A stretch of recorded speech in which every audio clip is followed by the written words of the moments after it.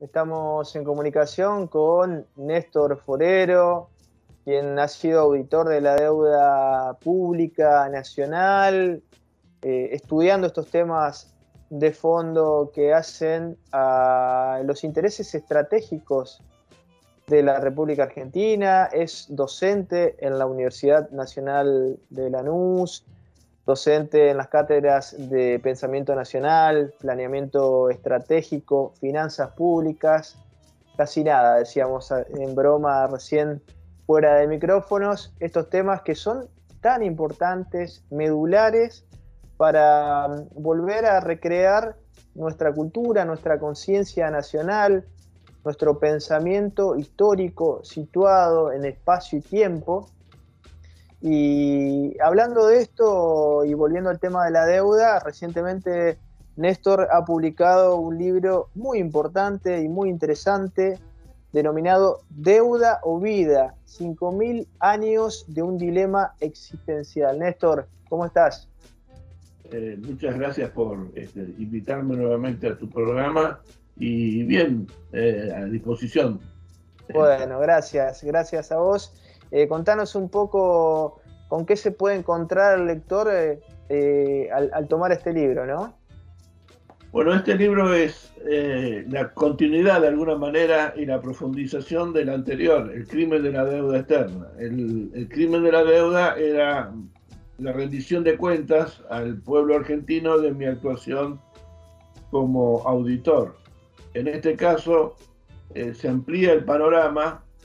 Empezamos desde el origen de la deuda externa, hace 5000 años, y pasamos por distintos estamentos. La historia financiera latinoamericana en el siglo XIX, que conformó esta estructura de poder y de esclavitud y de dominación que tenemos toda la región latinoamericana, la historia común que tenemos, la forma en que las culturas y los países y los pueblos fueron reaccionando ante la deuda y bueno, y todo un devenir que arrancamos hace 5000 años, porque las primeras manifestaciones escritas del ser humano no fueron ni oraciones religiosas, ni poesías, todo eso era transmisión oral. La transmisión escrita han sido a través de las tablillas de arcilla y eran contratos de deuda. Así que la primera manifestación escrita del ser humano tiene que ver con la deuda.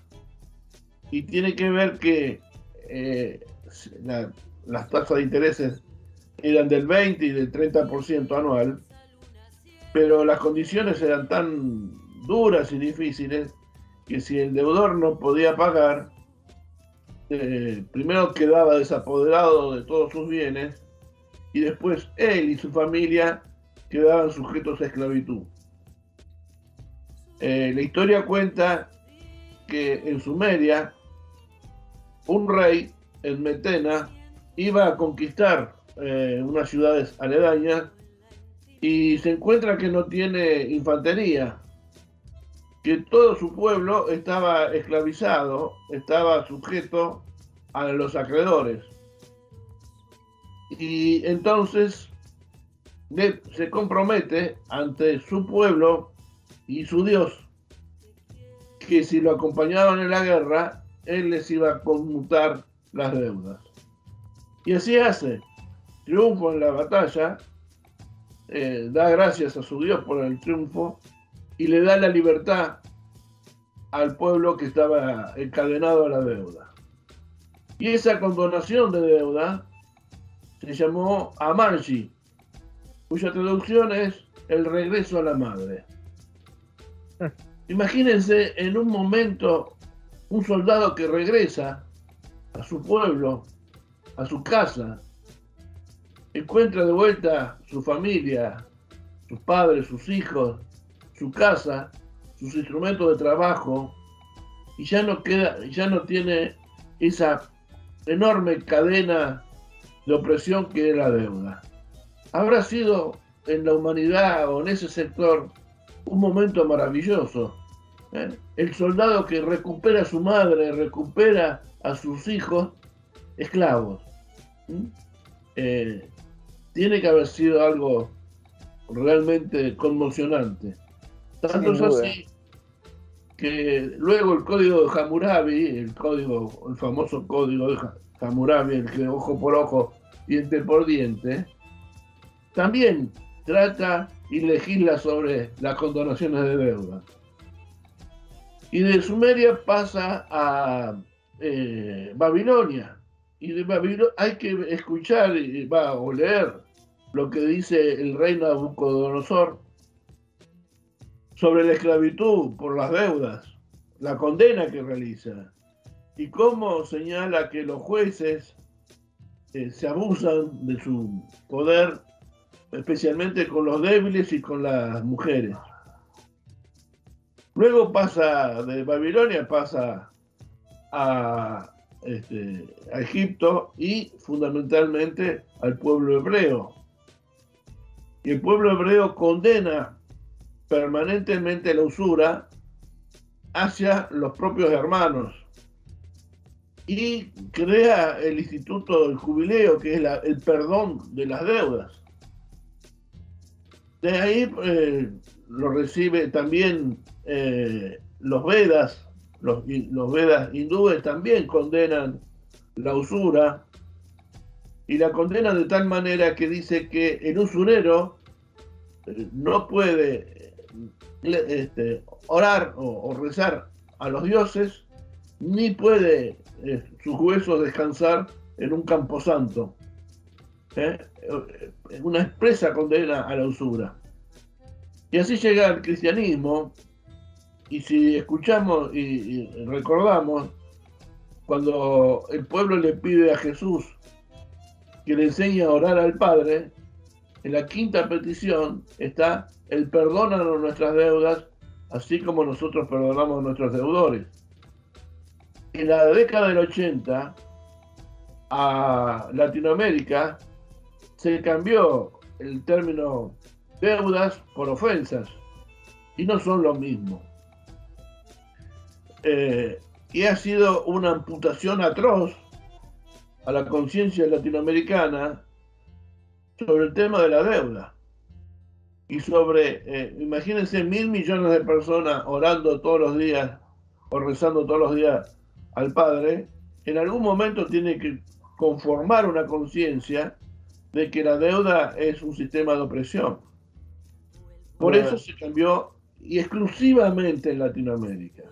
En otras partes del mundo se sigue rezando con deudas y no con ofensas. Y esta amputación atroz a la conciencia colectiva se ve reflejada también el endeudamiento que tuvo la región a la cual fue sometida desde la década del 80 en adelante. La deuda pública en Latinoamérica desde el 80 hasta el año pasado aumentó un 1.391%. Es decir, ha sido muy eficaz esta forma de amputar la conciencia y la memoria, porque así se ha sometido a toda la región. Claro, claro. Eso, Néstor, desde el punto de vista colectivo, por supuesto que es central, pero también hay que decir, aunque son variables las causas, que las familias también están muy endeudadas, ¿no? Aquellas familias que tienen bajos ingresos, por supuesto, tienen situaciones muy particulares, pero me refiero, y me gustaría que reflexiones al respecto, sobre todo a lo cultural, ¿no? Cómo se ha logrado que esta idea de la deuda sea una idea que pase de largo, entre comillas, ¿no? Que cada familia no bregue por su autonomía, por el cuidado de sus recursos, ¿no? Y entonces terminamos en situaciones de quiebra, ¿no? De virtual quiebra y situaciones de un estrés y de destrucción familiar muy, muy profundas. el sometimiento y la colonización pedagógica que tenemos, que consideramos que la deuda no tiene nada que ver con nosotros, algo del Estado. Y sin embargo, la deuda está presente en cada gesto y en cada acción que nosotros realizamos, y en cada impuesto que pagamos, y en cada recurso que no tenemos. La actual crisis hace que el mundo, cerca del 30% de la deuda de todo el mundo, esté en manos de la familia. Y eso genera, especialmente en nuestros países, una enorme zozobra y una enorme angustia. Está comprometido el futuro de la familia. Yo hace rato que vengo bregando con que el Estado Nacional debe hacerse cargo y debe comprar todas las deudas de las familias y refinanciarlas, reprogramarlas, ajustadas por el índice de variación salarial. ¿Por qué? Primero porque al quitarle la angustia de los vencimientos va a llevar pacificación a la familia y a la sociedad toda. Totalmente. ¿No? Y segundo, porque va a despejar el horizonte para el consumo, para reactivar el consumo. Y no se señala esto como regalar dinero a toda la familia. Podría hacerse, porque se regala el dinero a los exportadores, a los contrabandistas, a los bancarios, los banqueros más que nada. Que se podría hacer, pero no. Es un acto de justicia y de búsqueda de la paz. Y con muy poca monto se podría cancelar esto, teniendo en cuenta lo que se le paga a los bancos por todos los compromisos que se toman con ellos. Con claro, sí. Y los pases. Exactamente. Es decir, ¿podríamos empezar a solucionar un problema de los argentinos? Sí. Las deudas de tarjeta de crédito, las deudas de los servicios públicos, los créditos que se tomó, el Estado se hace cargo. Y como se hace cargo el Estado y lo va a cancelar en el corto plazo, los acreedores o supuestos acreedores tendrán que hacerle una enorme quita al Estado Nacional por el pago anticipado de las deudas. Le tendrán que quitar los intereses, por lo menos. Claro. Lo cual, esto puede terminar siendo un negocio para el Estado Nacional, porque cuando vaya a pagar va a tener descuento, y cuando vaya a cobrar, ese descuento se le puede aplicar también a las familias y mejorar el consumo nacional, el consumo interno. Interesante, Néstor, pero además eso se podría complementar con escuelas de formación, de administración de los recursos familiares, porque también es cierto que estamos hablando de cultura, ¿no? Que es el eslabón o la capa geológica más importante quizás de la autonomía, de la independencia, de la soberanía de un pueblo, ¿no? La cultura como un todo, no solamente el arte, sino saber manejar nuestros recursos. Y allí me parece que también sería complementario y sería importante que la gente vuelva a formarse, ¿no? Que, digamos, el consumismo banal y atroz también puede ser un hecho que se pueda regular a conciencia. Podemos rescatar a través de la cultura nacional y cambiar el eje de hoy, que tienen varias capas de nuestra sociedad, que está basada en el consumo, y convertir o traer nuevamente como centralidad de la sociedad el trabajo y la organización del trabajo, para que los argentinos volvamos a ser dueños de nuestro propio trabajo. Y eso se puede hacer con cultura nacional. Exactamente. Y adecuada a cada región y a cada lugar en tiempo y espacio de cada una de nuestras riquísimas regiones nacionales que conforman la nación. Tenemos... Sí, te escuchamos, Jorge. Te escuchamos, no. había un escritor a principios del siglo XX, Juan Álvarez, que hablaba de lo difícil que era integrar las regiones de nuestro país por las distintas idiosincrasias y sobre todo de las distintas geografías. Y sin embargo él hablaba que la integración tenía que comenzar por el trabajo, y que si de alguna manera se justificaba en el siglo XIX la aparición de caudillos, era porque los caudillos fundamentalmente eran los defensores del trabajo, eran los sindicalistas, como al decir de Jaureche, del siglo XIX. Pero la forma de integrar la República Argentina es con trabajo, es a través del trabajo.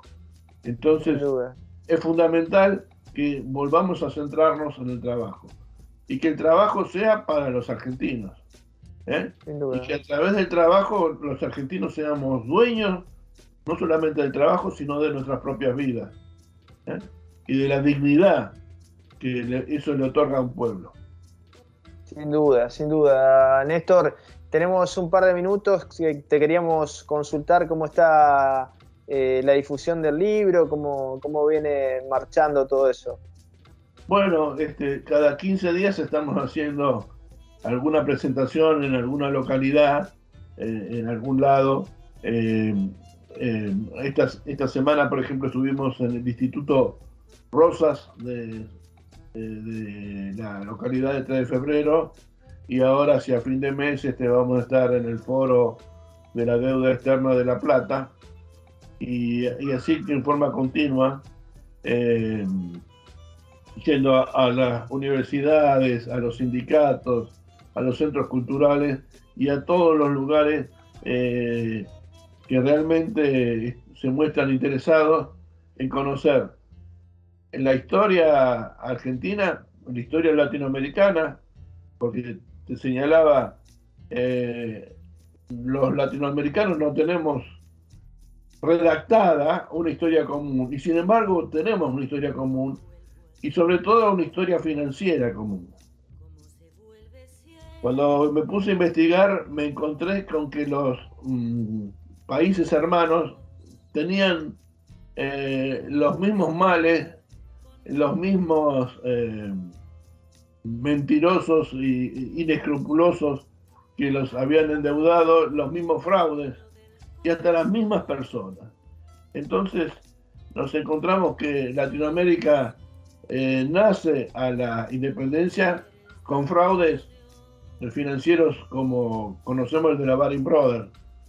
Pero Latinoamérica entre el año 20 y 22 y 25 contrajo deudas por casi 21 millones de libras esterlinas, de las cuales llegaron al continente menos de un tercio. Claro.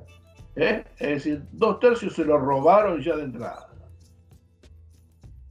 Eso fue al principio de la década del 20.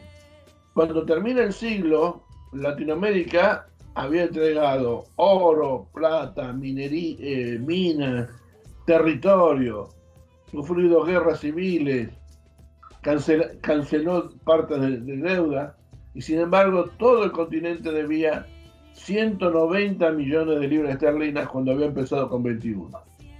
Y ahí está la historia de nuestros males, de nacer supuestamente en una independencia, pero con una gran deuda financiera imposible de pagar. Y esta es una historia común para toda Latinoamérica. Néstor Forero, profesor de la Universidad Nacional de Lanús en Pensamiento Nacional, Finanzas Públicas y Planeamiento Estratégico, autor de Deuda o Vida, 5.000 años de un dilema existencial.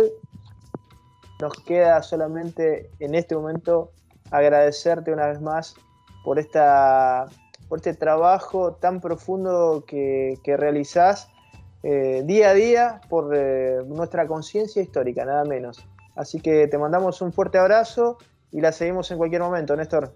Gracias, Luis, y saludos a todos tus oyentes.